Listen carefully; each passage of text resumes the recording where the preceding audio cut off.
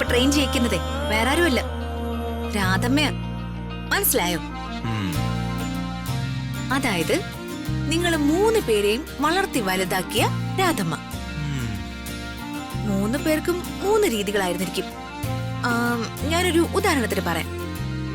ഒരാൾക്ക് എരിവുണ്ടെങ്കിൽ കഴിക്കാൻ പ്രയാസം, ഒരാൾക്ക് എരിവില്ലെങ്കിൽ കഴിക്കാൻ പ്രയാസം, ഒരാൾക്ക് എരിവുണ്ടെങ്കിലും ഇല്ലെങ്കിലും കുഴപ്പമില്ല, പക്ഷെ ഉപ്പും പുളിയും നന്നായിട്ടുണ്ടാവണം. ഇങ്ങനെയുള്ള സിറ്റുവേഷനില് 3 പേരെയും ആ അമ്മയ്ക്ക് കഴിപ്പിക്കാൻ വേണം. അങ്ങനെയുള്ള 3 പേരുടെയും ആഗ്രഹങ്ങൾ മനസ്സിലാക്കി അതിനനുസരിച്ച് ചേരുവകൾ ചേർത്ത് ഭക്ഷണം പാചകം ചെയ്ത് വർഷങ്ങളോളം കഴിപ്പിച്ച് വളർത്തി വലുതാക്കിയ അമ്മ. ആ അമ്മയുടെ കാറ്റഗറിയിൽ പെട്ടതാ രാധമ്മ. ആ രാധമ്മയാ എന്റെ ഗുരു.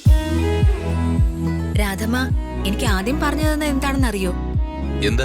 കഴിക്കുന്ന ആളിന്റെ മനസ്സറിഞ്ഞു വേണം ഭക്ഷണം ഉണ്ടാക്കാനെന്ന്, എന്നാലേ അതിന് സ്വാദുണ്ടാകൂന്ന്.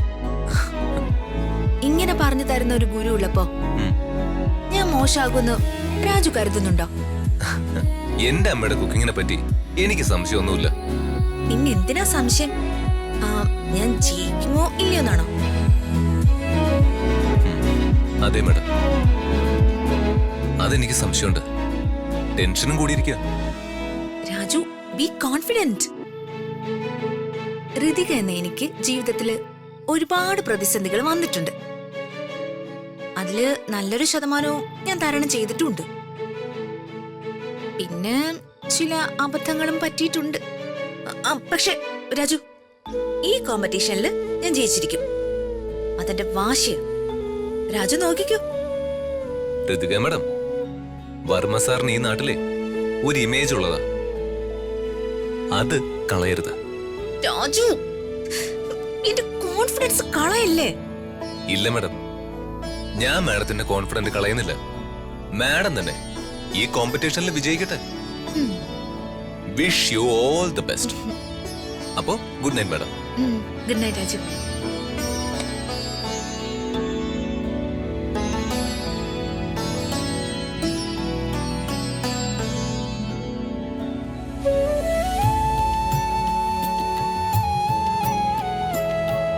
ദൈവമേ, ഇവൻ വെറുതെ എന്നെ ടെൻഷൻ ആക്കുകയാണല്ലോ. ഇനി ഞാൻ തോറ്റുപോവോ? ഇല്ല, ഞാൻ ജയിക്കും.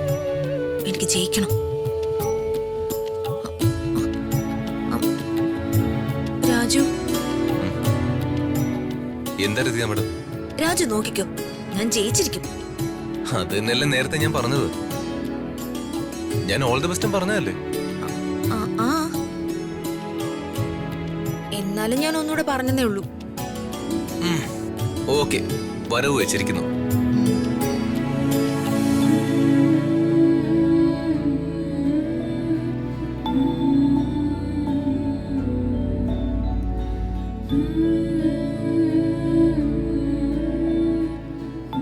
ദൈവമേ, ഋതിക മേഡം ഈ കോമ്പറ്റീഷനിൽ ജയിക്കണേ. മാഡം ഈ ജയം ഒരുപാട് ആഗ്രഹിക്കുന്നുണ്ട്. മാഡത്തിന്റെ ഈ ആഗ്രഹം സഫലമാക്കി കൊടുക്കണേ.